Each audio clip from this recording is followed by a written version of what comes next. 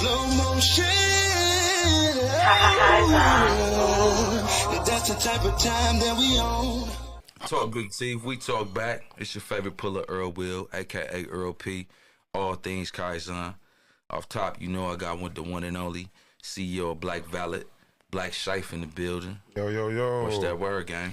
Taking it easy, that right? Yeah. Big P, you feeling good? Already. How you feeling? You all right? Yeah, I'm good. There you go. Out the game. Today on Talk Big T, we have a songwriter, artist, manager, promoter, host.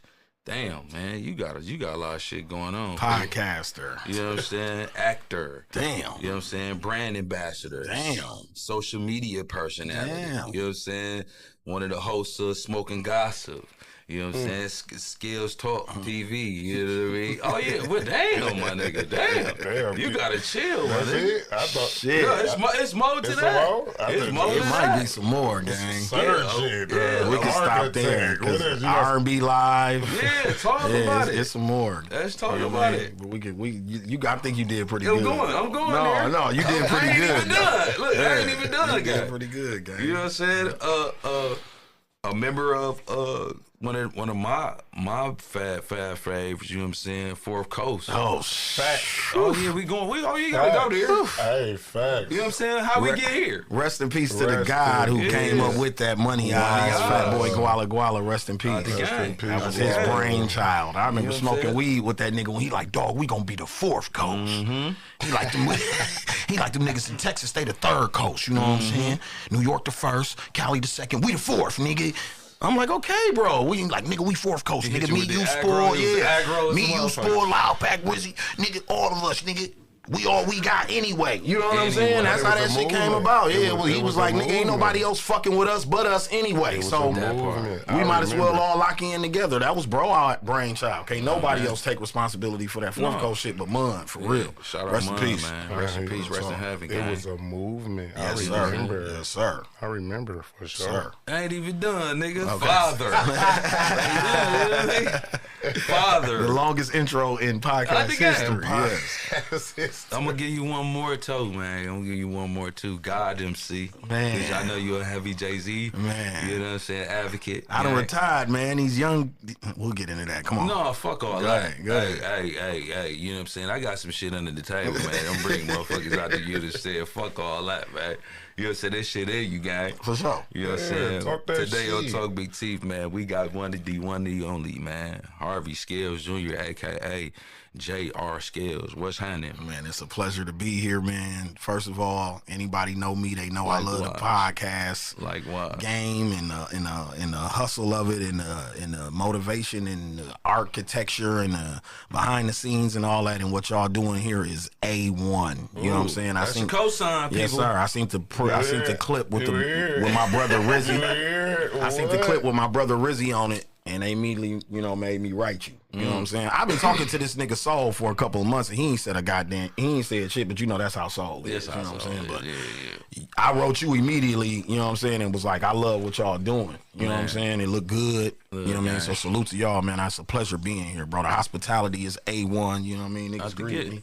I Some of agree. my favorite shit, you know what I mean? For shit, I'm a guest too, goddammit. I'm like, hey, I feel great with you. I'm close. I'm talking about, man, what? That's what's happening, guys. Like I said, we definitely was.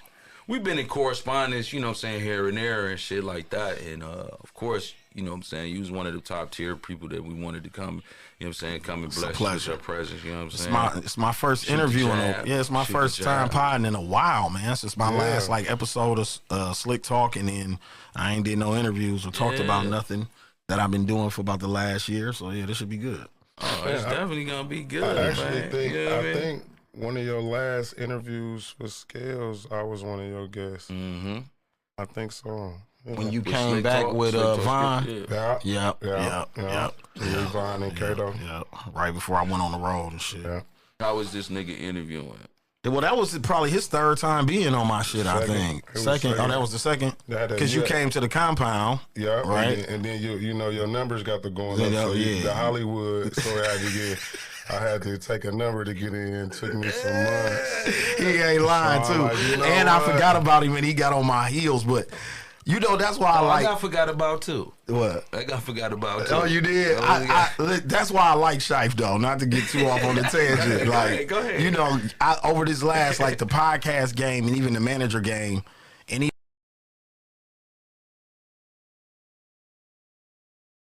oh, damn. No, just go for, yeah.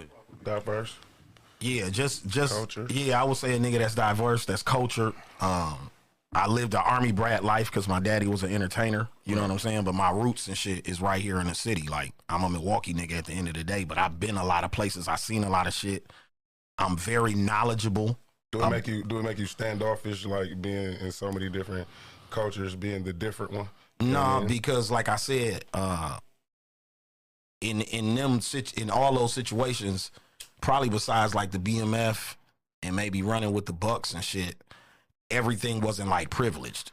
So a lot of that shit kept me grounded. You know what I'm saying? Like the years in Philly was in the ghetto. Like we was in the hood. The years in Atlanta when you had to get your bones regardless of, you know what I'm saying, the status of those personnels or people that you was running with, or, you know what I'm saying, around or engulfed in, you still had to gain your own bones. And then even like something we was talking about. We come from that, right? Facts. Shai? Even something we was talking about off the air, to co-sign what you saying, is you add that validity to niggas too.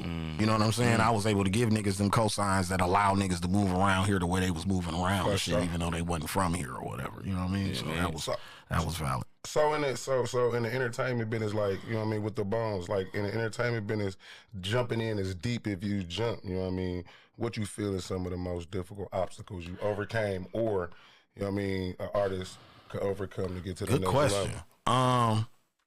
I'll answer it as a manager, and I answer it as if I'm talking to a client. Sure. So as a manager, the hardest part for me was communication, right? Because I've got like a streamline type of mind where once I lock in on something, I'm gone. Like if you ain't keeping up and you ain't keeping up, hey, I don't know what the fuck to tell you. Like, but I'm going to do this and I'm mashing, because I know once I got on this side of this shit, Shife and Earl, I learned this shit don't wait for nobody. Like, I'm talking about you could take 10 minutes off and be behind as fast as the shit is moving now. This shit ain't how it was years ago when niggas selling records out the trunk and shit was a little different. This streaming shit and this internet shit done changed the game where it's moving at rapid speed. Like, even the battle we just seen, niggas had to react in real time. Facts. The era I came up in, niggas had time to go work on their diss records. Now you got to react live in the moment or else you lost type shit. So that's how music is consumed and how music is being made. So when I got on this side, it was really communication, like making people who aren't financially literate understand what a contract means, what an advance means, what 20% of this means, what your royalty means, what your splits are, what your mechanical royalties are, what your show back ends and front ends are. Communicating that to somebody who don't know that shit, you know what I'm saying, is probably the hardest part of what I decided to do. You get what I'm saying? It was really communication, like.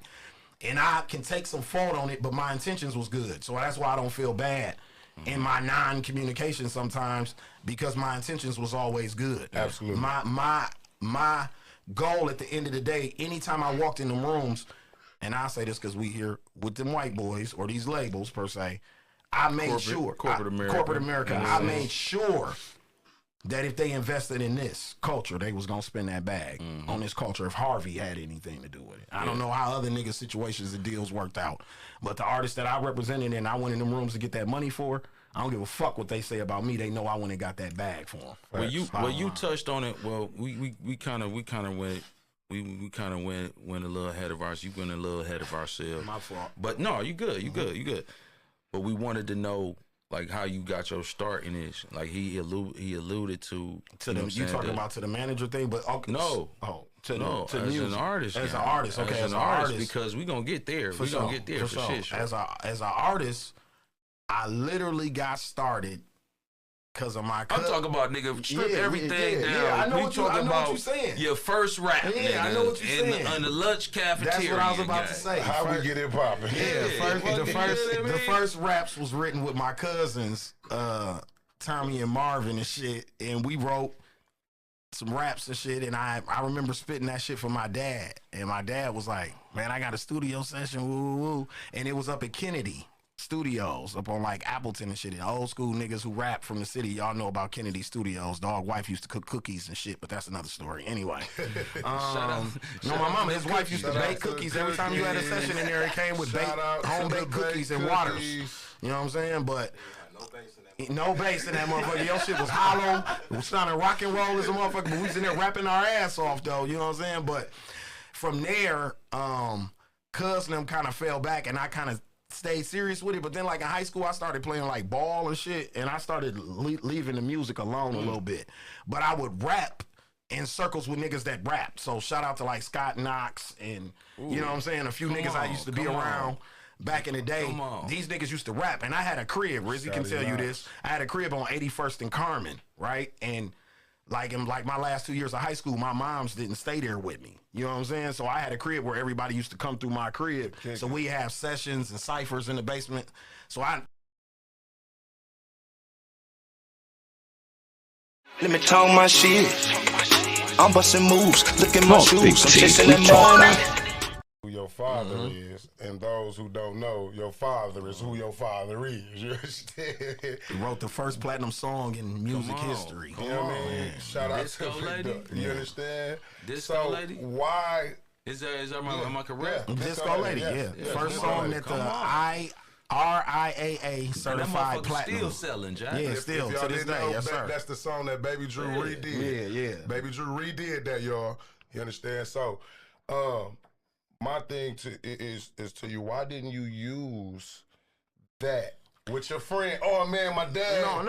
You know what I mean? Why did you choose to say, you know what? I'm gonna take the long route versus. Absolutely, because for one, my daddy didn't really understand hip hop.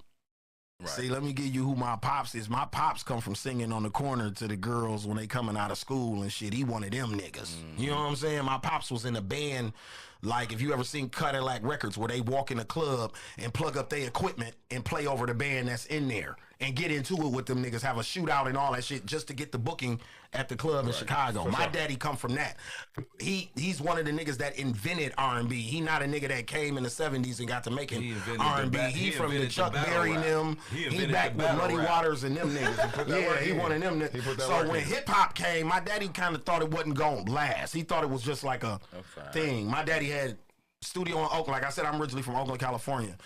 Digital Underground came through my daddy's studio. MC Hammer came through my daddy's studio. Too Short came through my daddy's studio. My daddy treated hip-hop like it was a fad, because to him it wasn't, you know, I remember he classically trained. It wasn't, and it was still new. Hip-hop wasn't 50 years old like it is now. It's probably only like 20-something years old at this time. You know what I'm saying? So my daddy like, man, that shit ain't, you know what I mean? So I wasn't taking it serious, and he didn't take rap serious. So once I got serious in the rap, I stuck with the niggas who took me serious in it. And by the time I presented it to my dad, I was kind of already established. So he was more proud of me than kind of like, he here because his daddy Harvey Scales. You get what I'm saying? I didn't never have to, I didn't walk that gauntlet. Any nigga who came up with me in hip hop at that time, they sent me in the trenches. For sure. You know what I'm saying? They seen me coming up from the mud. Niggas had to find out later that was even my daddy, because I was going by JR the Superstar. I wasn't even Scales back then. For sure. You know what I'm saying? So you had to know me personally, like Rizzy and shit, to know that was even my pops. The regular rap niggas. That even knew regular publishing. And, you know what I'm saying? All of that type of the business aspect. So that's how I learned all of that. Because, you know, my daddy got signed during when white people was raping black artists and shit and taking all their money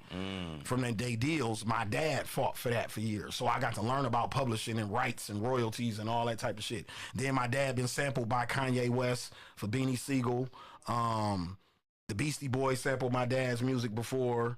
Like we said, Baby Drew sampled my dad. It's been a few, you know what I mean, national recording artists. So my dad got publishing out here from being sampled and shit before. So I got to learn that game at the crib. So you know how did this art or the profession of music, you know what I'm saying, how did it shape or bend or mold your life for the worse or better? I would say for the better. All the opportunities I've gotten have came off of that. All them accolades that you named, probably outside of being a dad, all came from my musical lineage. Well, that's a part of it. You know what I'm saying? You got to have a love for something. Yeah, exactly. So is something I couldn't run from. You know, some shit that you just can't escape. And like when we was first starting the show, but we got off on a tangent, I was gonna say, it's just like niggas in the streets learn gang culture. For me, I learned music culture. You understand what I'm saying? This nigga's teacher, Al Vance, right? That's my godfather. He played on Disco Lady. He's got a Grammy in his house, rest in peace too. But he taught at West, and he taught soul. He taught Tim Ricketts, Cigarette Break. He taught all the musicians in the city. Come on. You see what I'm saying? That's my godfather, bro. This the nigga, he be my dad. This my daddy right-hand man. You understand what I'm saying? So I learned music culture even without knowing I was learning it. Right. I'm in the studio rolling my race cars on the ground, but I'm in the studio where they making songs that's going platinum and shit. You see what I'm saying? And I'm not even knowing it. That's in my, you know what I mean? But it's going into my spirit. You see what I'm saying? And I just took that shit with me. Since you speaking on what you've learned, being in the rooms that you've been in up until the present day, you know what I mean? What are two of the biggest lessons that you've learned or were taught, however you want to word it? Like,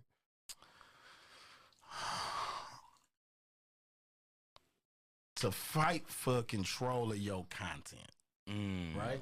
No matter how much the money is, you want the biggest percentage of control of your content. Both of the deals that I negotiated, I got a 80-20 and a 70-30 royalty split at the end of the deals. What they first was offering was 60-40s, 55-45. You know what I'm saying? That's what they was offering, but I bullied them into giving up that because it's about controlling as much of your content as possible. Now, because the people I was representing didn't really come in with a bag, that's why they had to do 80-20s or 70-30s. If you come in with some money, you can damn near get you a 90-20. A 90-10. I mean, a 90-10. A 90-10 administrative. Right, joint, yeah, where they literally just distributing your music. They don't do shit else. You know what I'm saying? And but 9 times out of 10, that's what an artist really needs is the infrastructure breaks. Facts, but even in that, I'm going to say that to say this. With that should come a big advance, right? And in that advance, you should build out your staff, meaning you should hire a manager. You should get you an entertainment lawyer. You should get you a staff pretty much, because if you go 90-10, you're pretty much functioning as an independent label. Not just as an artist. You see what I'm saying? Motherfuckers want to function as an artist, but have the independent label moniker or the look. And they don't match up. You see what I'm saying? Because an artist got different, a signed artist has different privileges to an artist. And they should be the ear to the streets or the culture per se, and what sells, what moves, what, you know what I'm saying, the temperature of it. Absolutely. And if you don't have that, then you just... And what, to mind you, to go back to his question... You got to give me two. That's two answers.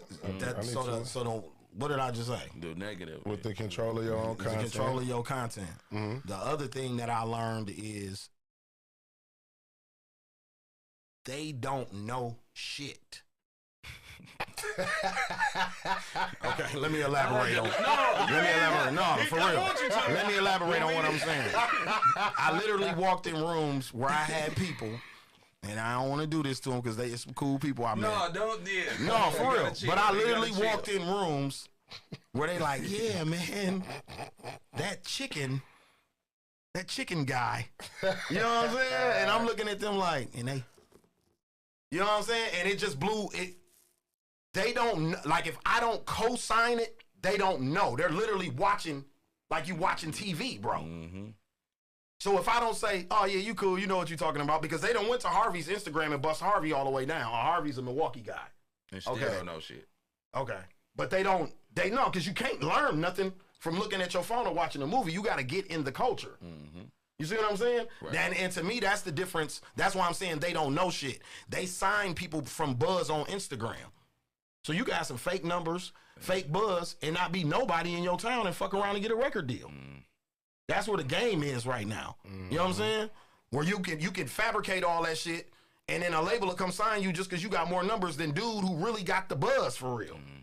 A lot of his fan base don't do social media. They in the streets for real. They flip phone niggas. They ain't even got no IG or nothing. But he's slamming. Every time you go outside, you come out the liquor store, you hear bro shit in everybody's car. But he getting skipped over. Because of the fake stream. For the motherfucker with the numbers. Because they doing some other shit maybe on their page, not just rapping. They doing all kinds of shit. I still commend it because it's still marketing. It's still marketing, but what I'm saying, I'm not knocking the artist, I'm knocking the label coming to get that said artist, because they're not coming and getting in the culture. You see what I'm saying? When it was A&Rs, they got rid of A&Rs and shit. Well, they downsized the A&Rs and shit at labels because they didn't want to pay for a nigga to get a flight to Milwaukee, get a hotel room, and go to Mr. B's on a Tuesday just to peep the scene. You see what I'm saying? They don't want to pay for that no more. So now the only way they get it is they got to get in touch with the Harveys, because they don't know shit. You see what I'm saying? And it can't just be them and the artist. It has to be a cosign on the shit. That's where KB plays a role. The Blacks, the Steve-O's, the Tony Neals. That's the role that those people play. When people be like, what's the point of Harvey and what the fuck are they doing? That's what we're doing. Because it can't just be you and me in this room full of people who don't know shit about your culture. You're going to be in a room talking to people and they're going to be looking at you like, I don't know what you're talking about. I was the one who said, no, my artists need a billboard downtown by the Fiserv. Ain't a rapper from Milwaukee had a billboard since damn near Cuckoo Cal around this motherfucker. So she got a money in her marketing budget? Give me some of that and build a billboard down by the Fiserv. See what I'm saying? That type of shit. Who's gonna, cause they don't, that's why I'm saying they don't know shit. Back to my point of, they don't know shit. You gotta go in the room and initiate that. The artists that y'all see are successful are going in them rooms initiating shit. They not going in rooms biting their tongue or sitting there on their hands, or they at least got a mouthpiece in the room like myself or somebody else talking for them. You know what I mean? You gotta get a label's direction. Man, they don't know what they doing for real, man. They signing people off of DMs, bro. Lil bro will tell you he been with me. They're signing people off of DMs. Both of the deals I got done, we never went. You know how you see the pictures of the motherfucker signing the paperwork? Never went and did that shit. That shit came in a DocuSign. In an email on the app on my phone. And I signed that motherfucker with my finger like this. On my phone, bro. When you know how you see the picture, they sign the paperwork, everybody shake hands and pop champagne and shit. I got 2 artists signed in one deal in 1 year. I didn't do for neither one of them. We went up to the label later, a couple months later, but we never did that. You see what I'm saying? So it's a different age as far as the information.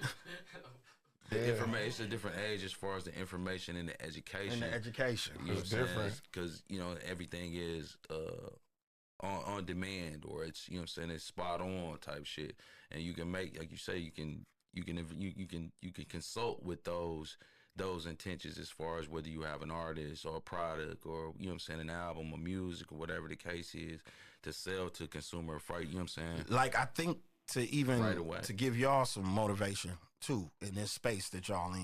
If you just look at the Joe Buttons and the Gillies and the people of the world, they control majority of their content. They just partner with people like Prize Picks and these other people, but they're not signed to Spotify or Apple or none of that. It's the Joe Buttons podcast, and you know what I'm saying? It's $1 million worth of game, and it's the sex pills or whatever sponsor they got, but they just team up with these sponsors who pay them this amount, so they got control. You see what I'm saying? And that comes from them being in the rap game. Directing. You see what I'm saying? Gilly had a bad record deal before. Joe Buttons had a bad record deal before, so they knew the next deal that they went into, it wasn't going to be like that. You see what I'm saying? Even me, when I negotiate for my artists, I'm trying to get the shortest deal with the most front end of anything. You know what I mean? Short licensing, to give y'all some shit on how they doing deals now. Where they fuck you over is the licensing part of the deal. So they'll say mechanical. Listen, so this is what they'll do, bro. They'll say, we want your back catalog, right? First of all, we want your back catalog. And then let's say we doing 2 albums. 50,000, right? We'll advance you. That's gonna be your advance. But we're not giving you the whole 50 at one time. For your back catalog, whatever that is, let's say your back catalog is an album. You got one album with 12 songs on it. That's your back catalog on Apple Music. We're buying that, so I'm absorbing that into whatever my label is, right? I'm absorbing that, so then when people go look you up on Apple Music, it's going to have that on there now. 3 months ago, before you signed with me, it said blah, blah, blah records. Now it say blah, blah, blah / my records. Yeah, you see what I'm saying? Because now I done bought your back catalog for whatever I advanced you. So let's say for them 12 songs, I give you half of your advance, 25,000. Now for them 2 other tapes, you owe me 12. I'm gonna give you 12.5 for those 2 tapes to make up the last 25,000. Right? The licensing is 7 to 10 years. So you can give me them 2 tapes right now It's niggas you record, you know that. You all a rapper, we rappers. I could go get my folder right now and give you 2 albums. But I got you. And for the 7 deal to will be 10. done. The way they hang on to you Well, I got is the you for licensing deal. 7 Be to from 10. 7 to 10 to 50. I've even seen it for 15 years. You see what I'm saying? Your So, likeliness in proper. so now they using your shit in commercials, movies, all of this shit. And they getting paid. And they getting paid. I could shelf your shit, really. You might not even be with the label. You done moved on. Yeah. And they just got your shit in the hell out. But these songs are licensed to these people. That's why it's really important when you look on Apple Music to go scroll down to the bottom and see what's at the bottom of these artists' shit. And that's what let you know who in control of their shit. What struck my nerve on the business end of it was the metadata, and then like you said, and the metadata and the mechanicals, as far as knowing who's in control and who owns per se. You know what I'm saying? Again, like you said, it is about building partnerships, relationships, et cetera, because you can have the dopest project in the world, the dopest artist, the dopest, you know what I'm saying, social media presence in the world, but there are other people that you have to tap in. Market. It's not just you. It ain't just you. Yeah, it ain't just you. People see. We done got so DIY in this world that we in. That is, I love it too. I love it too because to me it's making smarter artists, but at the same time you got to be willing, even as smart as you are, to learn every day. Yeah, even absolutely. somebody like me, bro, college educated, all this shit, I'm learning every day. You can ask my little brother, bro. I sit up and watch podcasts and be combing this shit. You know what I mean? Tooth and nail. And Saul will tell you this too. As long as he know me, I've been doing that. I ain't just start doing that shit when I became a manager and a podcaster. Right. I always had a passion for knowledge about this music business and how splits, and especially because the game changed from selling records to now you selling streams. So now we doing a 70-30 split on a half a penny. Yeah. Man, You see what I'm saying? And That's niggas not horrible. even thinking about that because they just want to be on so motherfucking bad, They bro. want to be famous. They want to we get talked the about acknowledged that. for the famous. Right. They just We wanna talked be about that famous. earlier, as far as like, you know what I'm saying, creating a budget. If I have a product, like bottom line, you want to do business, and we create a budget. We create a budget, and then we started distributing within the team, within the necessities that, whether it's an independent artist, whether it's a product or whatever, how we distribute that, and we build out that team. You know what I'm saying? So that's the thing that I'm saying about when you get a large advance, you have to work. Like, you got to think about the minute you get some money, it's depreciating the minute it hits your hand. Because we got to go back to 'Cause now you got to live life. In advance, you have to recoup. You got to recoup. Yeah. So you live in life too every day. You got to pay for gas, pay for rent, pay for, you know what I'm saying? While trying And to then make on a top of profit. that, you need to invest some of this money back into your career. But a lot of artists don't. Yeah. They just look at it like, damn, I done got this I can get advance. this change. Yeah, I I'm can straight. get this- Exactly. car. I can get this. I can give these people money. I can loan this. I can do that. don't work And like then that. it don't work like that. don't work When like that that. money is really supposed to be going towards you paying a staff. You only got a 6 month to 'Cause you 8 ain't- month to 10, you know what I'm saying, Facts. tenure to get that, you know what I'm saying, get this momentum that we've been longing for, and this partnership, we're gonna use this as the leverage. So, like, even with the advance, these labels will give you wild money because with the advance, at the end of the day, it's recoupable. So, like, you may never get royalties again from the label until that amount is paid back up. But you don't really give a fuck. They just gave you $350,000 or $400,000. You a star now. You don't even see it. star now. You're damn near you're really in debt. You're in debt. You're in a big ass debt. And especially if your deal come with budgets and you're all of that you're shit. in debt. And you have a responsibility to pay this back. My grandmother used to say, no, I don't borrow against the stove. Say that. You see what I'm saying? And that's really what you're doing. You borrowing from yourself. Yeah, you pretty gambling on ass. You That's gambling, what they call yeah. it. That's what they call it in jail. You gambling on ass. much. Yep. And now you in this deal, and you can't produce what they didn't gave you. That's the thing. You can't produce. You can't keep up. They gonna set it at a marker. Like, it's people who beat that marker and achieve it. You get what I'm saying? But the average, I'm speaking just for the average artist, because those artists I'm talking about are exceptional who do it. But for the average artist, they set the marker so high that either they get defeated or, like I said, they get blinded by that advance and that money, because that's the plan of the label, is to see if A, you're going to spend this money wisely, or A, you're going to use it and get blinded by it. Bait and switch. Then we drop you, but we got you forever because of the licensing deal. You see what I'm saying? And all this shit. You feel We like you still made got it. you, so. The money make you feel like you made That's it. why you see so many artists recycle. You know what I mean? You be like, damn, what happened to Buddy? That's what happened to Buddy. So what made you want to take on the role of management? I thought from doing the podcast, I had a lot of up and coming artists like Shife and other artists come on my show, and when they would come on my show, we would talk like how we're talking right now. Yeah.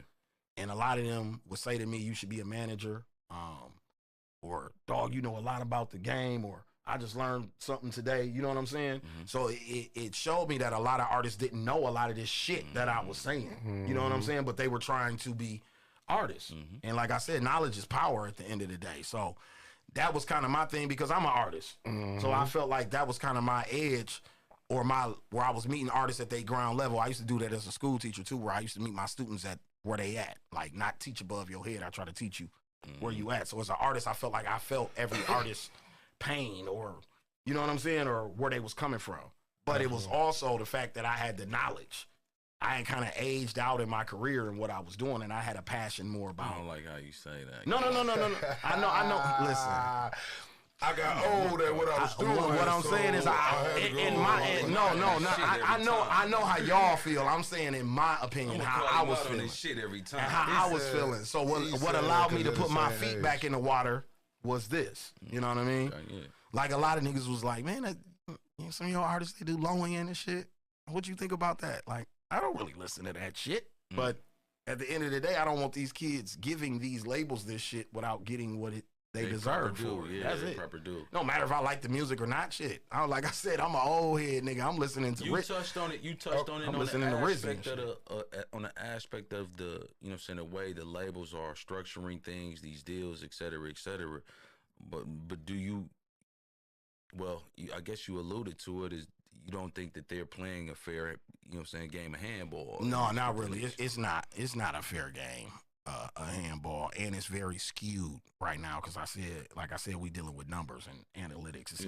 It's not, and the know-how. It's not what built right? this culture. Like Wendy Day going to New Orleans and discovering Cash Money.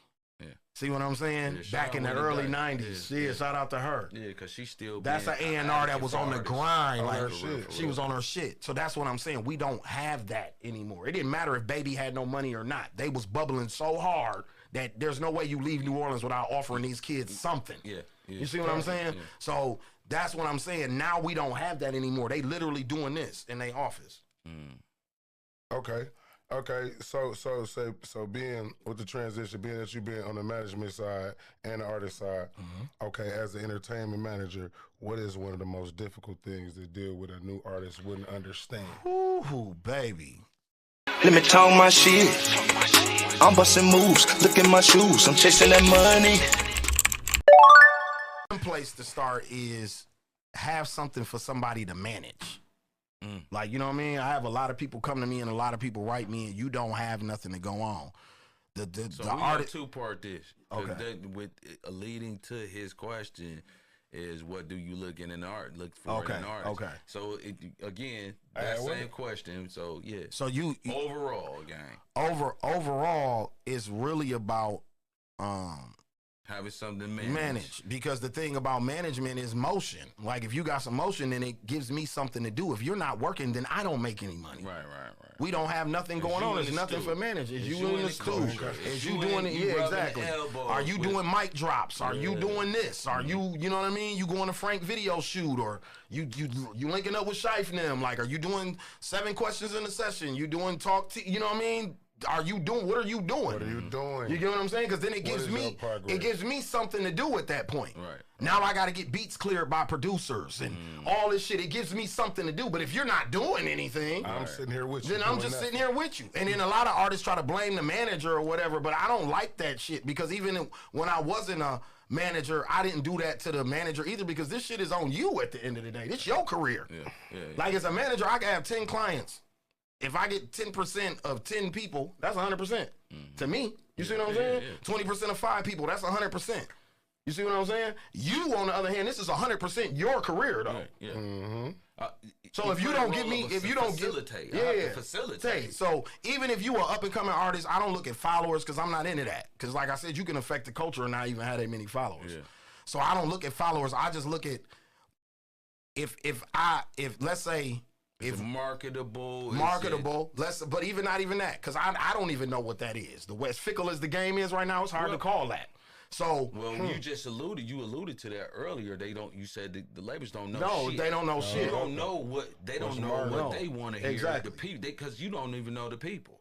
You don't even know the culture. So what I'm saying, I have to give this to you in order. But again, it does come down to the artist putting in per se work, putting in that leg work, being versed within it, cultivated in the culture. You know what I'm saying? Meaning the people. When we say culture, sometimes we just go, oh, it's just the music. No, it's the people. If I had to do it, like, you know what I'm saying? if I had to do some situations all over again, right? Because one artist that I just got back with on good terms with, and we back grinding, she had to learn how to do what I'm about to describe. And I wish I could take every artist through this training, and then this should be perfect, right? So listen, you call a studio and book the time. Let the nigga cancel on you, and you have to find another engineer. Do that for 3-4 months. And let me see if this is what you really want to do for real. Do you really want to do this shit?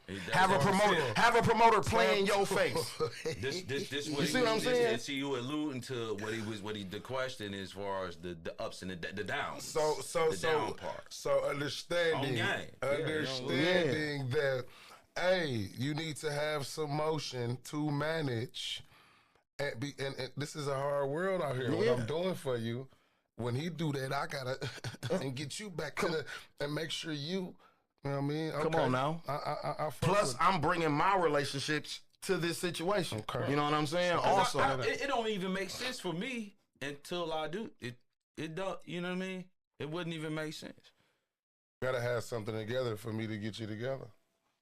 Okay, you know what I mean? Facts. So that's what I'm saying. Just.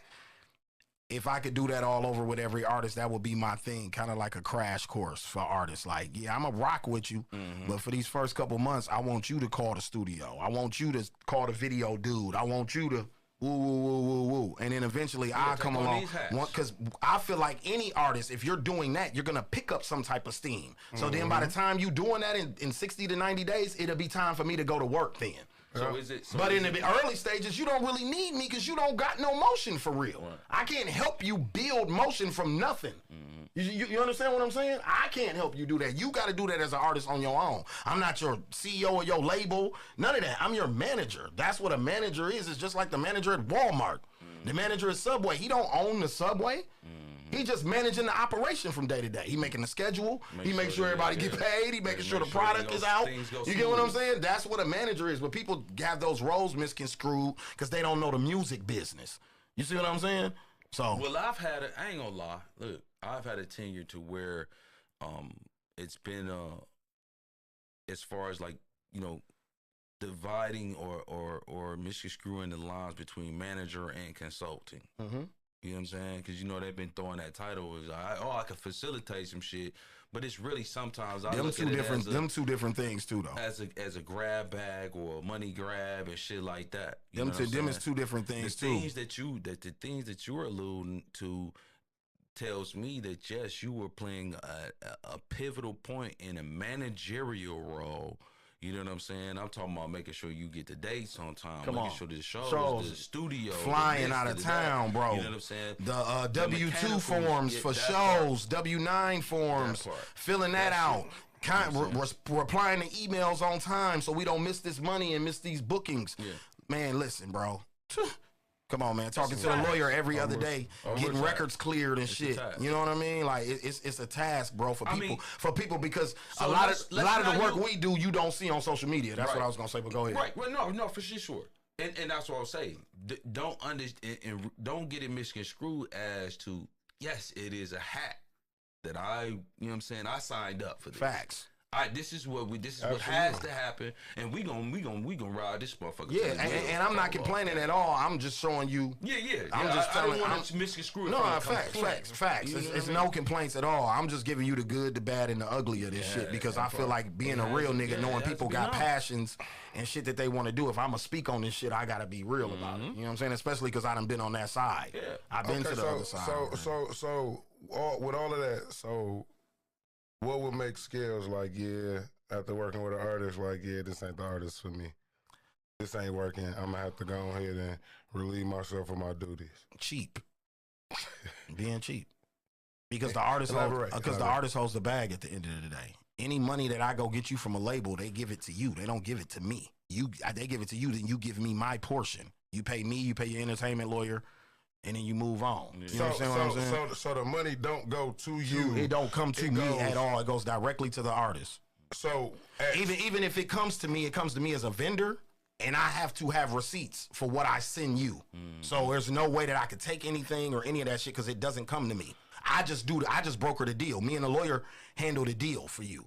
You're speaking like right now. So if you were my manager, and the money come through, it's gonna come to me, you, or it's gonna come to you as a vendor. And you gotta sign off for me being the vendor. Okay. You got to sign off for me to be in the vendor. One artist I had to do that for because their bank account shit was tricky at the time when the money was supposed to come and we didn't want to wait on the bread. So then the label was like, yeah, she can just make, they can just make you a vendor. And it can come to you. And then I send it to her. That's why it come digitally to make sure you got a receipt, got a fingerprint on it, you know what I mean? That way. So, yeah, it doesn't... They still have to grant you that tenure, that, you know what I'm saying, that responsibility, basically. So absolutely. Yeah. You know what I'm saying? Yeah. That's written into the deal. You see what I'm saying? So all in all, ain't nothing moving without the artist. Say so. No, ain't nothing moving without. I would think as a manager that you would want it that way anyway.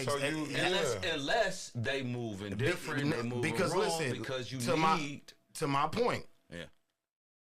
I'm literally here to consult. If you say, man, I want to set my money on fire tomorrow, okay, I'm gonna just make sure you don't burn yourself to death. Yeah. I'm gonna go get you a fire retardant or a repellent suit or whatever for you to wear while you set your money on fire. Stupid. That's what I'm saying. That's all a manager does. I'm not Puff Daddy or, you know what I'm saying? I'm not Manny Fresh. I'm not Timberland. I'm not in Soul. I'm not in the studio saying, hey, you need to rap like da da da da da da. I don't do that. Not as your manager.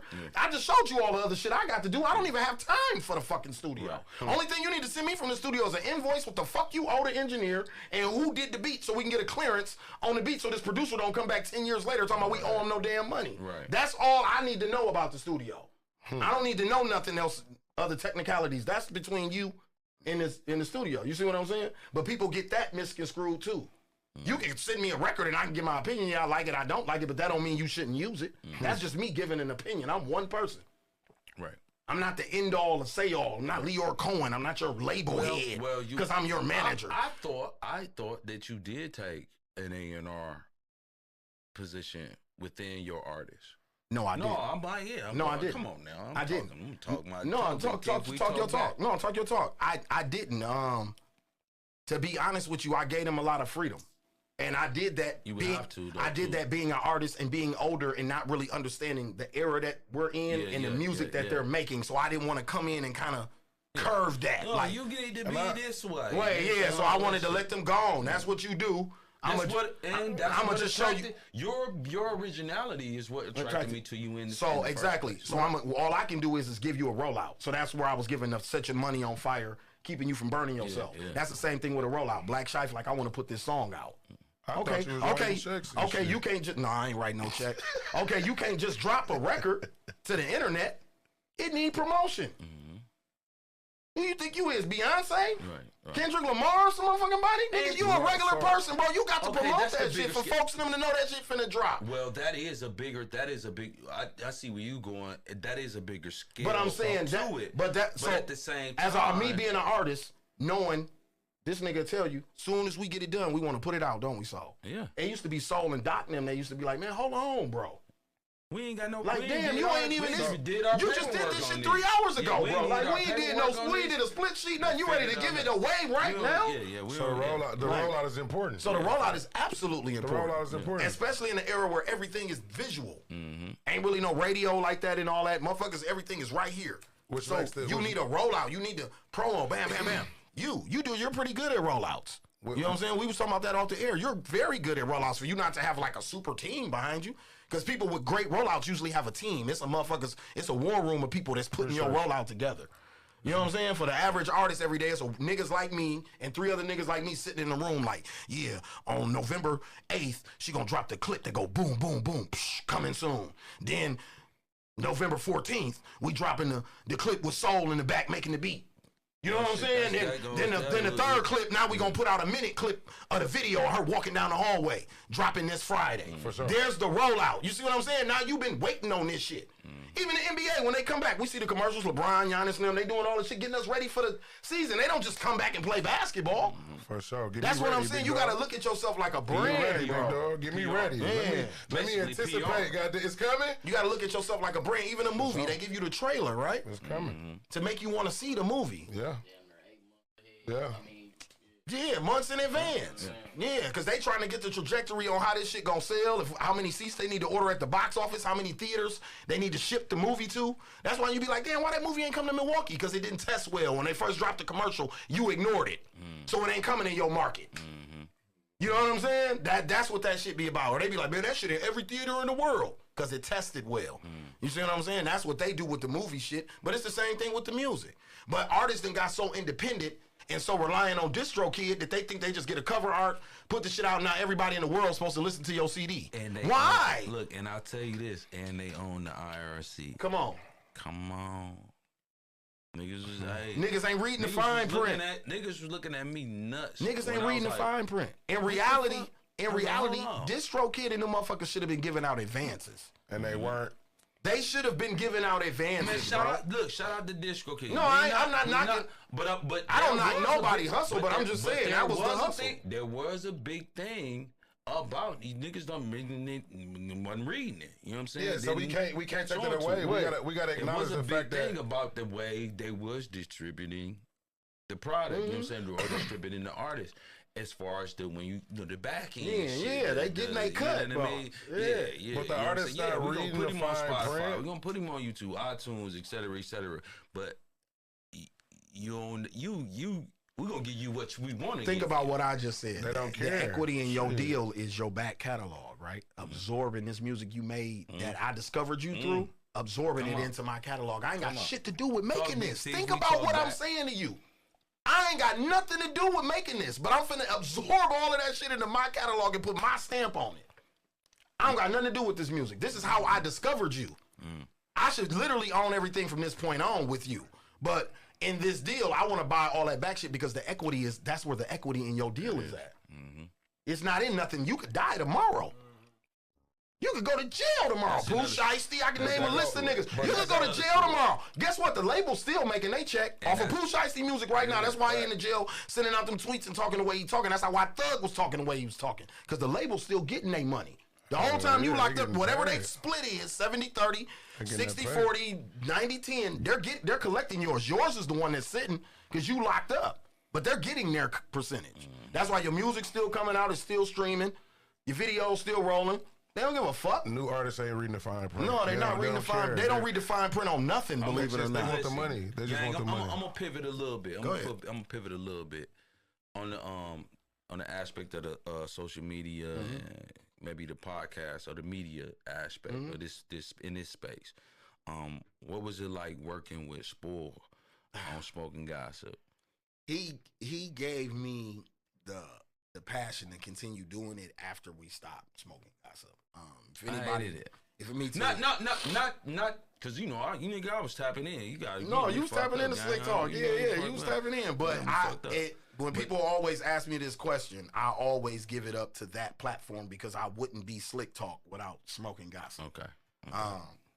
Smoking Gossip came about because me and Spoiled used to call each other every morning. Neither one of us had a job, and we would argue about sports, culture, music. I'm talking about for hours, bro. We'll look up, it'd be 1 o'clock. We get on the phone at 8:30, it's 1 o'clock, we don't argue. So one day we pulled up on Doc after we had one of these debates, and we was doing it in front of Doc, and he laughing like you laughing. Doc was like, man, y'all need to do that shit on camera, bro. Can I say this? I called Spoil when 414 was this. We talking about early stages. I called Spoil and I was like, bro, I don't know how we gonna do it. We gotta figure it out because we was trying to get a channel for some kind of media interviewing space type shit then. And then on Gang, then Smoking Gossip popped up. So, yeah, and I was like, Gang. I was like, nigga, that's why. And that bitch, it just, you know, I'm gonna tap into the culture. I mean, we was 3 days a week, bro. We did over 200. We was right under 300 episodes, bro. Like, what made you switch it up? What happened was COVID had happened. Spoiled ended up having a little baby, and then Bria got pregnant and had a little baby at the same time. So shout out to the gang. So that's how that happened. And once we came out of COVID, I hit both of them up and asked them if they wanted to continue it, and they both gave me their blessings and was like, no, because I had got the spot at the Sherman Phoenix coming out of COVID. Come on. And I had asked them if they wanted to do it there. And of course, Spoil was like, man, we can't smoke in there. You know what I'm saying? So we was trying to find another location we could smoke in, but in the meantime, I just went ahead and started doing Slick Talk, and then after a while, Spoil just gave me his blessing, like, man, so who's the engineer for Slick Talk? Don. Okay. Shout out Don and Tommy. Yeah. I had Don and Tommy at first, and then when I just finished, I had Don and Dooch. So right now, where I just finished at was Everyday Media, but Don was with me from the door. Are we looking at more Slick Talk? Oh yeah, I'm coming back in January. I'm about to drop flyers and all that in a few. Like next month, January. Yeah, like so we competing? Back. No, we ain't no competition in this. No, we see, that's what I'm trying to. Hold on, look, real talk. That's what I'm gonna show you. That's what I'm gonna say. Like, even shout out Real Street Comedy. No, it's a beef, nigga. Fuck they talk about and other people. You know what I'm saying? Like, I'm just an artist. So I don't got nothing to do with that. Like, you let it run up, nigga. No, I ain't on that because I feel like the more the merrier when it comes to when it comes to these spaces. Yeah, absolutely. I think the more the merrier, bro. I think we all make each other look good. Like Juice Talk, you know what I mean? Everybody. Let's go. You know what I mean? Like I you know, we've been smoking, I've been drinking a little bit. I don't want to forget nobody, but I'm saying, like, I think those platforms help other platforms. Like, when people see that, it make them, if they're not on, want to watch yours if it come across their timeline, because they seeing content from niggas from the city and shit. So I just think, you know what I mean? You know what I'm saying? I think it's more, I think supporting. I think it's room for everybody, and I think if we do what we doing right now, like collab, like cross collab, I think it's got to be more of that, where people who do pods come on other people pods. You know what I'm saying? Same thing we did with the music. Soul tell you years ago, that's where Fourth Coast kind of came from. We was doing that with each other music. Like, you on my shit. Shout out to Miller Records. Like, it was a lot of teams, even outside of Fourth Coast, that we used to collab with. You know what I'm saying? Yeah. Like, other cliques and crews that got absorbed into Fourth Coast, but it was all made out of collaboration, letting your audience hear me. You know what I'm saying? And vice versa. So we need to do that with the content spaces too. Definitely. You know Absolutely. I agree with that. I agree with too. that wholeheartedly. So, I just wanted to, I damn near wanted, like I said, I wanted to know how it was working with bro. No, he was a laugh a minute, bro. Like, he made me sharp. Like, right now, he broke my shyness on camera and all that, because bro don't give a fuck. He ain't got no filter. He gonna say what he want to say. You know what I'm saying?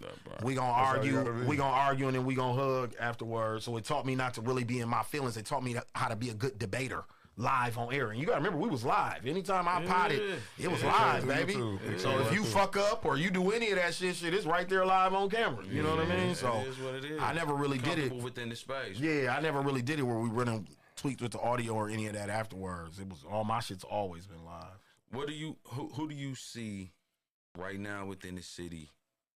They got the wave. Man, my favorite guy. Come on. My favorite guy, man. He been my favorite guy for a long time. He been in my top 3 for a long time. But he my favorite guy because he survived, and that's Chicken. You know what I mean? That's my guy, man. Old Chicken P, man. I've had a lot of conversations with him. I've been to Ohio with him and watched him grind.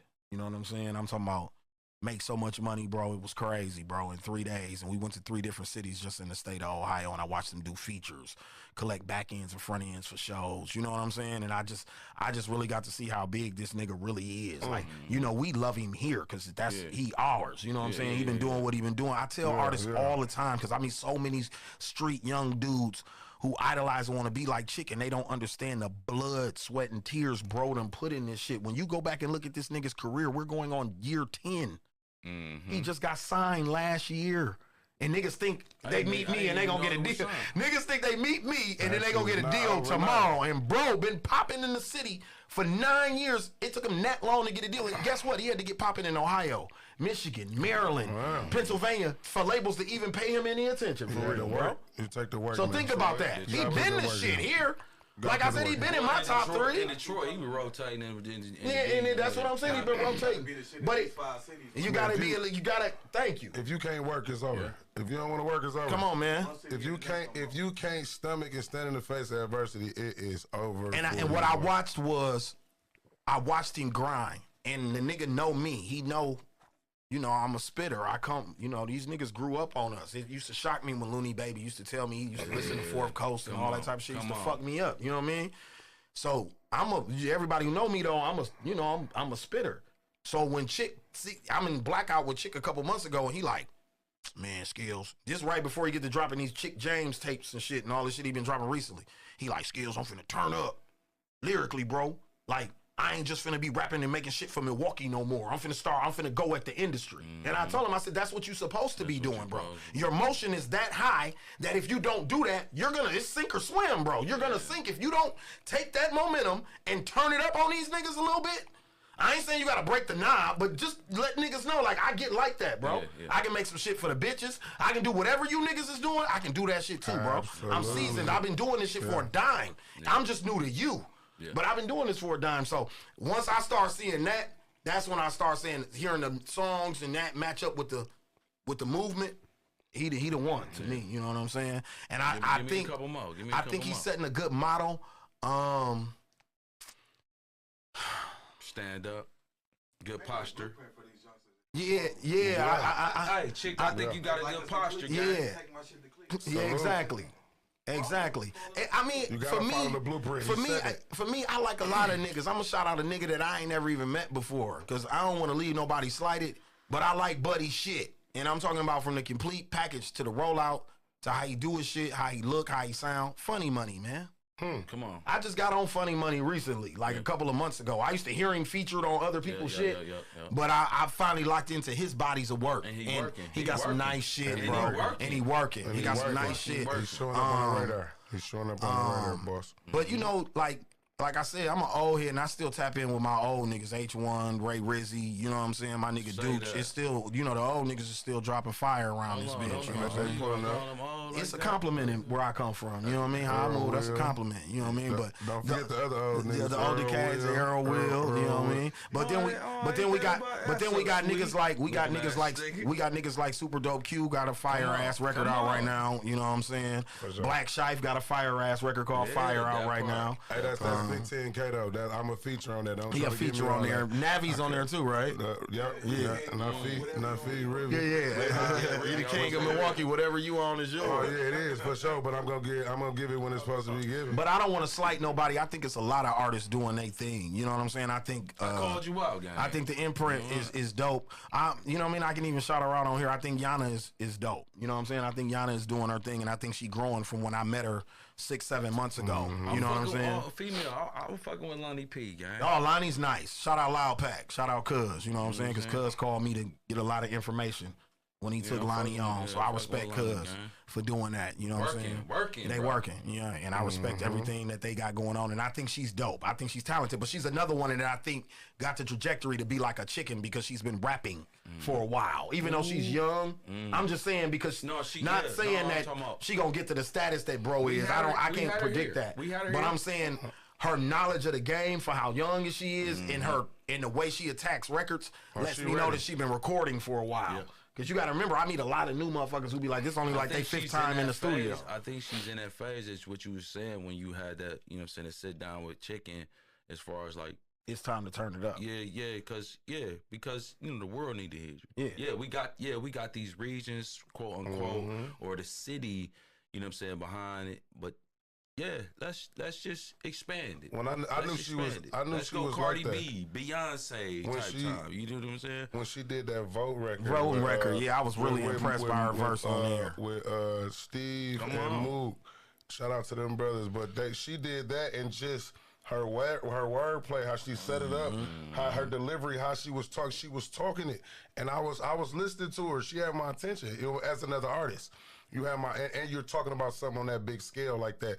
I respect it. Like, that type of shit ain't easy to rap about. That's not either. easy. Yeah, and she stood tall by herself. She took facts. So yeah, I respect it. Speaking of those, since we right there before we just veer off, with the success of the city having at the moment, whether it's music, comedy, or film, what you think we need that'll push us over the top?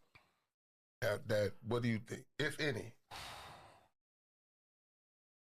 Damn, dog, I really don't know, bro. Like, what will give us that Atlanta, what Atlanta did 20 years ago? I think it's what I said a few minutes ago about like this when he was saying the competition thing. It's got to be more of this.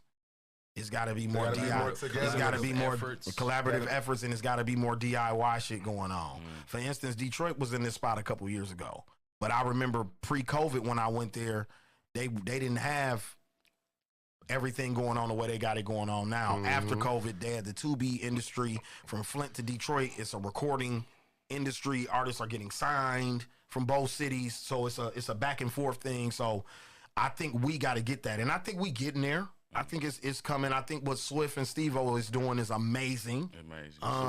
I almost think they don't get enough credit. Yeah. Shout out to my dogs. Yeah, mine too. I gotta call Steve. But I think what they doing on the movie tip, because even as I traveled, before people even recognized me from being in the Tubi movie or whatever, when I traveled, people knew about Milwaukee because of Giannis, Tubi movies, and like JP and Chicken. Like those were like the four things I was hearing the most for this generation. It used to be like Cuckoo Cal and shit like that, but now when you go places, you meet TikTok people. That's the people that they know. They even know Steve too. But when they hear Milwaukee, those are the things that pop in their head. You know what I'm saying? Yeah, you know what I mean? Yeah, so like I just think it got to be more of that. I think to what you were doing with your videos, collaborating with me and Myron, like people reaching out. Me and Myron didn't charge you nothing or at Hollywood with you or none of that shit. We were honored that you even asked us to do it, and that's what I think people don't know that. And once we start getting past the proudness and getting to understand that we all brothers, that we all got it, all we got is each other in this shit, and start working together more, that's when I think you'll start seeing that. That was the thing back in the day. I had looked at. I was like, what? Well, here's a question. Do you think that we need to? I think it's a give and take. Do we need to draw from Detroit? Do we need to draw from Atlanta? Do we need to draw from Atlanta? You know what I'm saying? As actually to put the spotlight on the city, the spotlight on the talent, the movement, the culture. Yeah, I think is that necessary? I think what helps just work. No, just what I think. Just work be honest with you, what I think helps markets. Right, follow me on this. Okay. Detroit, for example, I won't even do drill music because culturally, Chicago sound, because the murder was attached to it, it went in another space. So I won't use drill music. I'll use the Detroit sound. Right. The T Grizzly, that sound, the Peasy them, that sound, right? Because there's a lot of Detroit motherfuckers in Atlanta. It's a lot of Detroit motherfuckers in Florida. So they're funneling the music. Do you follow me? Yeah. So then once Atlanta co-signs Skilla Baby, he's a star now. Because now you got Detroit and you got Atlanta. It don't matter if Milwaukee, Chicago, or nobody else like you. You got Detroit and Atlanta. Milwaukee and Chicago ain't got no choice but to like you. You see what I'm saying? It's got to. We still got to have those spaces where we exist, and I believe that's where Certified Trapper, Chicken, JP, them are helping us. Even Lakia made waves in that where we're being played in spaces where you wouldn't have heard no Milwaukee music in those rooms. I fucks with Kia, man. Yeah, when I walk in clubs in Atlanta and they go on a Milwaukee run, I'm proud. Yeah. When I hear Chick and I hear JP, you see what I'm saying? It makes me smile. Yeah. You know what I mean? I don't see the club stop what they doing. Niggas are still in there in their regular vibe when these records come on. So that's what lets me know that we starting to make legs outside of here. Like, it's cool, because what I am proud of, being around this shit as long as I have been, is that Milwaukee is taking pride in itself. So that's what I'm proud of. But are we ready to represent ourselves on a national and on a national level in a proper manner? to the world? Are we because when Big Boy and Three Stacks got up there at the awards and said the South got something to say, they were ready. They were ready to present themselves in such a way, and they did that for 20 years. So is Milwaukee ready to present themselves in such a way? You see what I'm saying? Because that's what we looking like. We're looking like Atlanta back then. I think so. It's like I ain't gonna lie. I'm gonna answer it a little bit for you. And I'm a part of the wave. I think that just because it's a formal event and it was supposed to be suit and tie, and I came in a hoodie and a jogger suit. You get what I'm saying? Yeah. Like you know what I'm saying? I don't conforming. That thing, I don't know, man. I could be off tier. Well, what's weird is commercially we have a sound. Absolutely. The certified trapper hand clap low end thing, that's a Milwaukee sound, and that's an industry sound now. It's people copying that. It's people buying beats from Lil Dog. It's people making beats like that online, type beats and shit. It's time for the percolator. You know what I'm saying? So yeah, it's been around forever. It's just a slowed down, drugged out version of it. You know what I'm saying? That's all it is. But so now we have a sound. So that part, we in the game that way. Now we have to culturally influence the game. And funnel all of the genres. All of the genres. That's what I'm saying. And we're doing it, but we gotta make sure it's beyond just doing this. Being silly. You have to affect the culture in a way that matters. Which that's another reason why I'm giving Chick credit. When I go to New York and talk to street niggas, they're praising Chicken. When I go to Atlanta and talk to street niggas, they're praising Bro. So we like Bro. Yeah, we tapped in with Bro. He talking that shit that we like. Chick, so as a whole, we're not ready to present ourselves in such a way. We gotta come. I think we are, because even when I look at an artist like JP, you see what I'm saying? He gives us that being relevant in another genre lane. You see what I'm saying? He gives us that. Munch. I shout out Munch too. Even shout out Munch. But see, like even that's such a regional thing. You see what I'm saying? Like I don't. What you saying is representation in every genre. We not talking. I'm talking about. I don't give a fuck if you sell hotcakes on the motherfucker. Are we ready to present ourselves? You know what I'm saying? You got a food truck. For instance, just look at Memphis. We got the nigga with the little hand coming up here with his food truck, making G's every time he come to Milwaukee. That's because that's because the Memphis music scene was hot for 7-8 years with Dolph and Gotti and what they had going on, Moneybagg Yo, all of that. He was able to sneak his way in, and he's still relevant because of that, because of the culture. You see what I'm saying? And I think that's what he's alluding to as far as a whole. As a whole, yeah, absolutely. And when I say when he said a whole, I interpreted it as, like I said, the genres. It's niggas out here that spitters. Yeah, spitters. It's niggas that got the wave or the vibe. See, like, so you got the club. So for instance, everything. That's why I'm saying we're getting there. If I put it in categories, you got. I want the fucked up part. I consider myself a spitter. I would say you would as well. We going reggaeton. We going Afrobeat. But okay. So let me show you what that is. We going trap. We going. So even taking myself out of the artist realm and going into manager mode about what you're talking about. Songwriter, yeah. That comes from experience. Come on. But then, so we going back. That's just being in the studio all these years and experimenting and shit. That's where that comes from. So now you fucking with other sounds in Atlanta, though. So when they did that, we were forced to listen to the Waka Flockas, the T.I.s, the Gucci's, the Sean Pauls, the Young Bloods. We were forced to listen to every sound Atlanta had for 20 years. And we have a lot of sounds here. Yeah, we have a lot. I hear them too. It's a lot. Can we raid like that? I think we can. I honestly think we can. And that's what I was going to say. We got to own it, though. We got to own it. And it's got to be more cohesion to this shit. Like, I don't think people understand that because our city's so small and everybody slammed on one side of town and everybody knows somebody who knows somebody. But at the end of the day, this shit got to be a business. Like, it's artists that I worked with that I've tried to teach that to that they like, damn, you talking to dude, I thought we didn't really like him. I don't give a fuck. We trying to get something done right now. Like, I got to take my personal feelings out of this shit to make sure your career get what it needs right now. You see what I'm saying? And I don't think people know how to do that. People ain't humble enough or that serious about this business to do that. You got a few who are, but that's not the majority. That's not the majority. That's not going to work. Personal differences ain't gonna get you no bag. No, it ain't gonna get you no bag, bro. It's gonna get your broken heart. Come on, man. Like you setting yourself up for letdowns. Yeah. You know what I'm saying? Like, and I think that's what he was alluding to as far as the collaborative efforts. Yeah. You know what I'm saying? We've had guests on here as far as that was the whole emphasis. It was like collaborative I used to think when I was on the artist side of this shit, I used to think kumbaya, right? But now that I'm on this side, I just think if you do your work, like we got a nigga like DC the Don, right? He signed to a major. He been on the cover of the XXL, all this shit. He make that little Uzi type shit. You don't hear his shit in the club. You don't hear his shit banging out of nobody's cars, but he's about to go on a world tour in February. Absolutely. Right? So what I'm saying is he's just doing what he needs to do for the market. He don't want no awards. He don't want nothing. He's just checking all the boxes. So that's what I'm saying. Every art, we're like Ray Nitty. But I'm saying about that earlier. Every like Ray Nitty, or, you know but what I'm saying is every artist, all you gotta do is check all the boxes. You ain't gotta carry no flag to say I'm a Milwaukee nigga and it. Just check all the boxes in your career.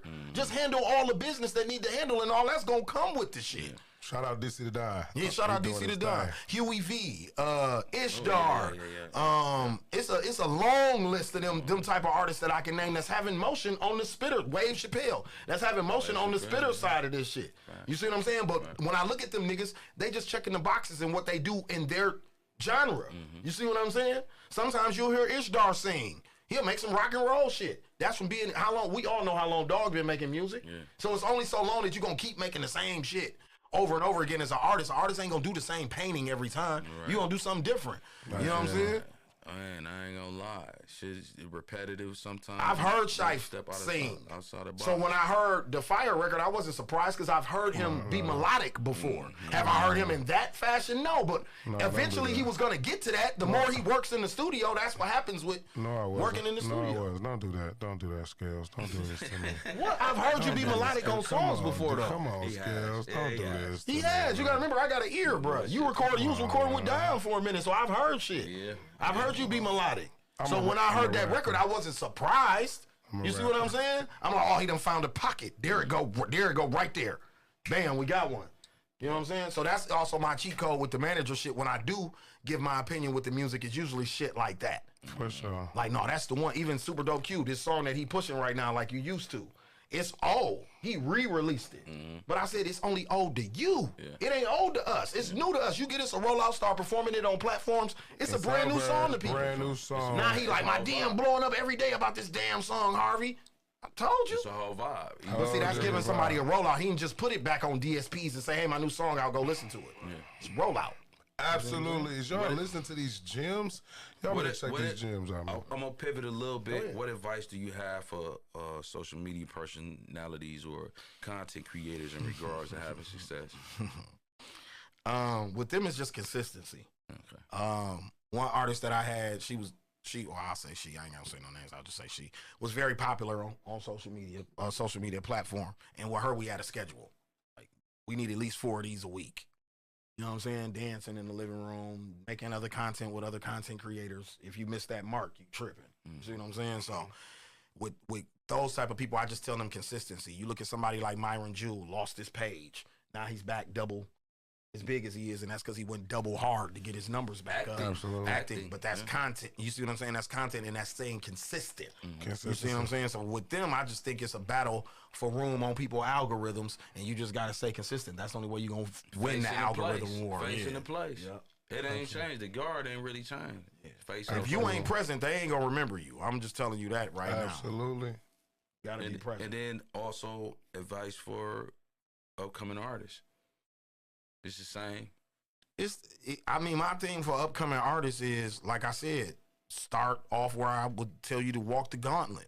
Get in touch with engineers, talk to producers, handle that business, as much of that business as you can on your own.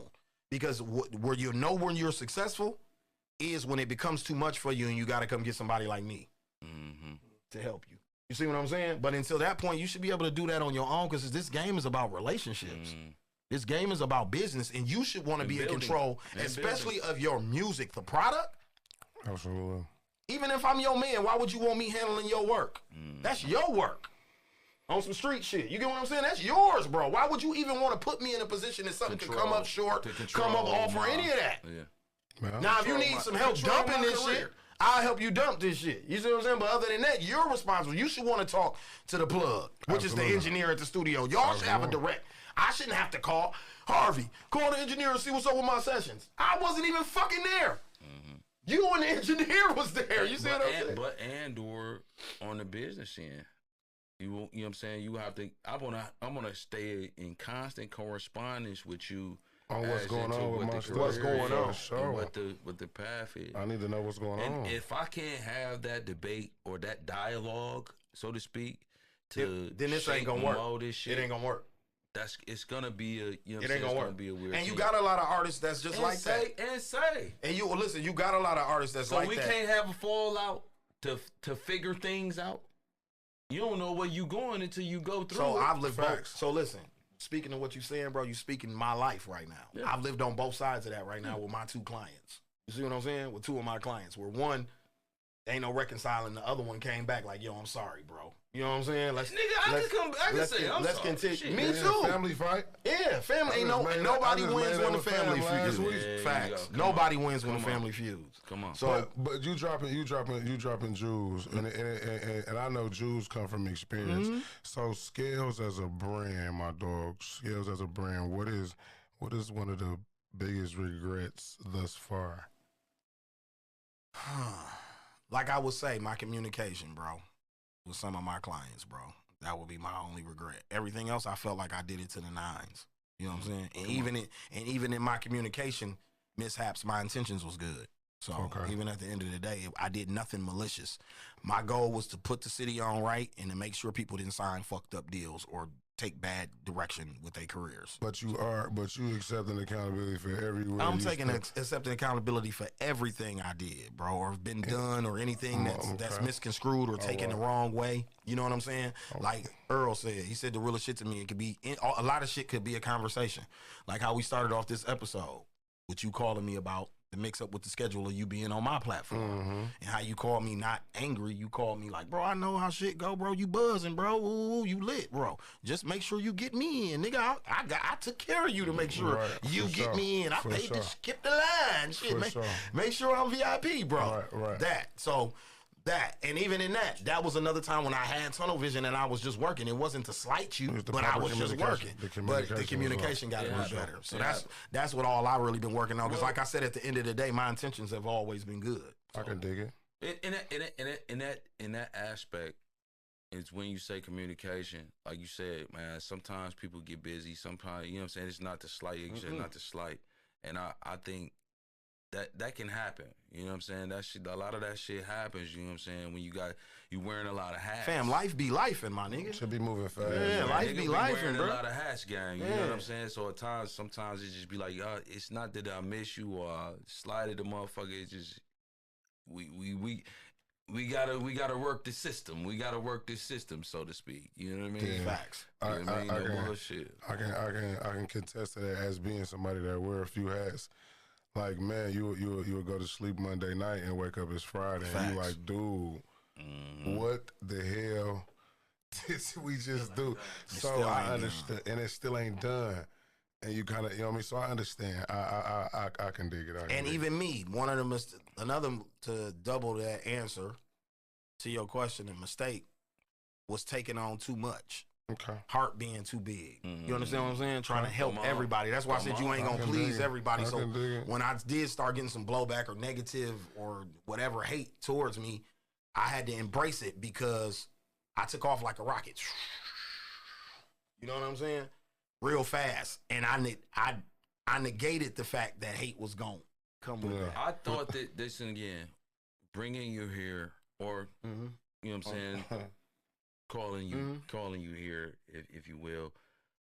I thought that this was purposely a therapy type of situation. Absolutely, it was. As to actually touch on the basis of we got business, we got friendships, we got relationships, all of those things, as to like actually elaborate on a lot of things to put some kind of solace to it, or you know what I'm saying? Because I like you said, when you said intent, I still reach out to those people. I still You know what I'm saying? I still those relationships or rapports are still there. Absolutely. My door is wide open, bro. Yeah. Anybody know me? I'm not that nigga. Like you can walk up to me, we can talk about, bro. I'd rather hash some shit out than be into it with you anyway. It takes too much energy to be doing that shit. I got better shit to be doing any motherfucking way. And I don't want to call on my dogs either for no reason over misunderstanding. I done call motherfuckers and then got into some other shit. Right. And I did not want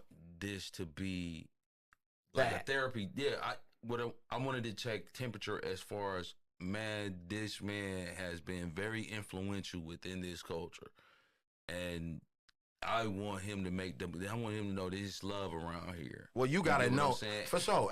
And I know you got love, gang. I know you got love, gang. But what I wanted to pinpoint on is that there's love here, and we want to make sure that you in a good space. And we can, and you know what I'm saying, that you maneuvering and moving forward. For sure. And I appreciate that. And that's why I was comfortable enough. If you will. No, listen, real talk, bro, 100. And that's why I was comfortable to come here. You got to think about when shit jumped off, I had every platform in the city in my DM. You know what I'm saying? But I was comfortable to come here because we got history. Yeah, you know what I'm saying? So that's why I was comfortable to come here. I knew I was going to be able to come here and talk the way we've been able to talk about it. You know what I'm saying? Because I don't want to be over-explaining. I don't want to be backtracking or doing all of that shit. You know what I'm saying? But because it is what it is. We holding Harvey Scales Jr. Yeah, for sure. Yeah, you know what I'm saying? My nigga. Appreciate because at the end of the day, I'm an artist. You know, players fuck up. Yeah.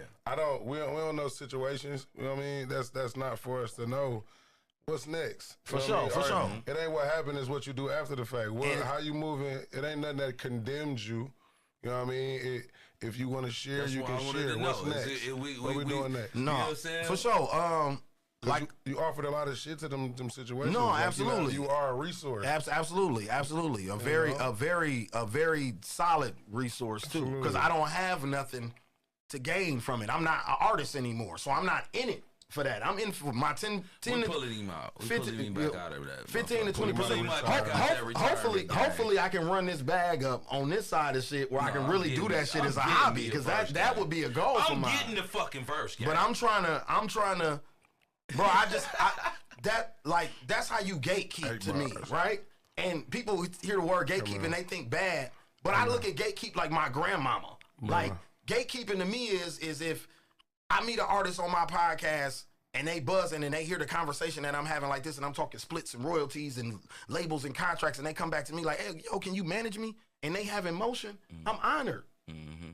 That you giving me that duty, because at the end of the day, what you're all asking me to do is handle all your business for you at this point. You see what I'm saying? And you have emotion, you talking to labels, you doing whatever you doing. Now I gotta step in and be in these conversations for you. So I gotta represent you. I gotta be a class fucking act.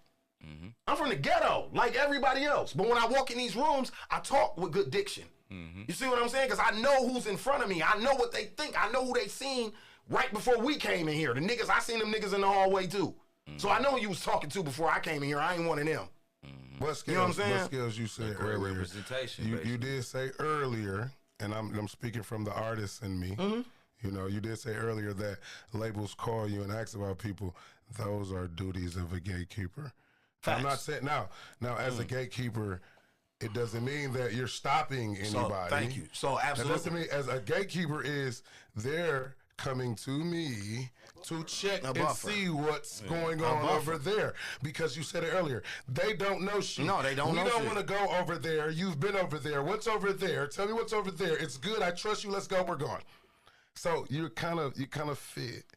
You know what I mean? So and well, he already touched on it as far as like, I'm definitely gonna look out for the best interest of artists and the brand, the entity that we're representing. Because we all know, bro, if you in the ghetto, you broke, and a label say, man, $60,000 right now, here, sign this. They gone. You gonna sign that, bro. If you don't have a nigga like me to read that fine print and be like, hey, take this out of there. What are y'all on? Yeah. If you don't have that, bro, you're gonna sign that, bro. We talking, and that's I'm a king, man. That's from a motherfucker that's seen a couple dollars, man, gang. Like this 60 band or 50 band ain't really, you know what I'm saying? But it ain't. But at the same time, it's a door. It's a door. It's a window. It's a stepping in that stone. window game. You see what I'm saying? And it's more important for one to cultivate it and make it a business upon brand, upon artistry, upon culture, upon et cetera, to take it to those next levels. Because a Beyonce don't get there. A Lotto don't get there. You get what I'm saying? Without doing this little, you don't know what happens. Like you said, you don't know what happens behind the scenes. You don't know what. You may not know that. You're looking at stardom. Stardom is one thing.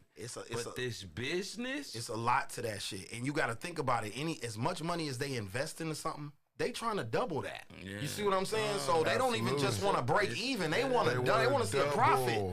So the more money they invest in something, the more work they're gonna put into whatever they invested the larger amount in. If you down on this part of the scale of investments, how much energy you think they finna give you for real? Like I said, you're in rooms because we have a commodity, we have a market, we have a position. Bro, I walk in the room, it's a wall, bro, a TV screens. They got the artist's Facebook up, Instagram, TikTok, they Apple Music.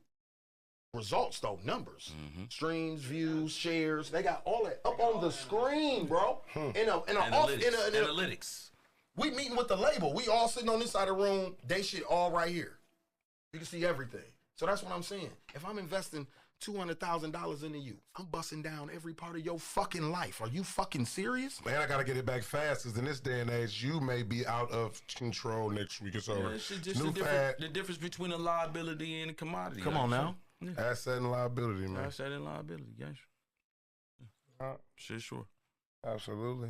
So what's next for J.R. SCALEZ? I'm gonna keep the I'm about to turn up the management shit even harder. I got some dope clients on the way. Like I said, I rekindled one client who I was already looking over the paperwork. Really having motion right now. Come on. Yeah, Come on. I mean, you know, I'm looking forward to that. I also got something on the table with Tony Neal. So keep your fingers crossed. Shout out to Neal, gang. Yeah, when I was going through all that, he offered me a job. So I'm gonna take him up on the job, but it doesn't start till January. That sounds like some A&R. Yeah, it doesn't start till January, so I don't want to speak on it. I'll make a big announcement when we finally finalize it. But it's that happened for me. Yeah, that happened for me. Big T, we talk back. That happened for me. So I got that in the tuck, and then like I said, just keep trying to push this market forward. Whether it's through the content, whether it's through events, whether it's through artists, whatever. Like just keep pushing this shit forward and making sure that it's respected though. You know what I'm saying? Because I'm gonna lead the games in the playing to the youngsters. That's what they here for. But people like me in the culture, my role is to make sure that it's respected. What we're doing is respected. You know what I mean? The blood, sweat, and tears that this generation is eating off of for the artists that came before them. I want to make sure that what we're doing is respected. That's it. Sure. If I got anything to say or do about it. Right. Shit. Where can they find J.R. SCALEZ? Man, I'm trying to be low lately, but you can you can find me on IG. You can find me on IG at JRSCALEZHBK. That's JRSCALEZHBK on Instagram. It's JR SCALEZ on Twitter. And that's about it for me, really. I'm just doing IG. I ain't even doing Facebook no more. Talk that shit. That part. Yeah. Okay. Because something else I found out, like you said, you a commodity.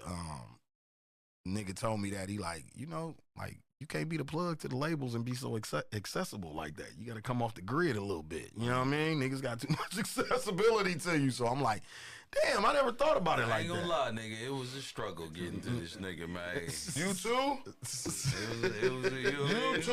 It was a pitfalls. I had to, you know what I mean? I had to go through nieces and nephews and shit like that type of time. This nigga, man. You know what I but mean? we got it, though, man. I'm here. I'm happy I'm here. This was dope. You know what I'm saying? I appreciate y'all for having me. I want to give, again, another big shout out to J.R. SCALEZ, man, for pulling up on us, man. I hope I gave up some game on this episode. I hope I wasn't talking over niggas' heads. I hope niggas could understand what I was talking. I hope you probably did. I hope it helped some people. You probably did. You probably did. I'm listening. I'm like this. If it reached one motherfucker, if it helped one person, it was worth me sitting here. You know what I mean? Running my mouth like this. So. Somebody got it. That's it. No, he was chopping it with us, man. And that was that again. A lot of your accolades, a lot of your tenure within this industry, within this field, within the space of media, etc. Man, it's definitely to be honored.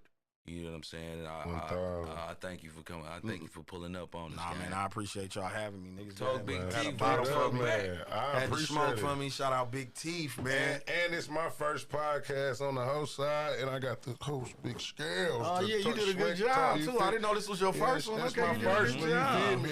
If this table wasn't right, I'd cross my legs on it. Yeah, no, we lit. This is like I said, this is dope, man. Y'all niggas keep this shit up.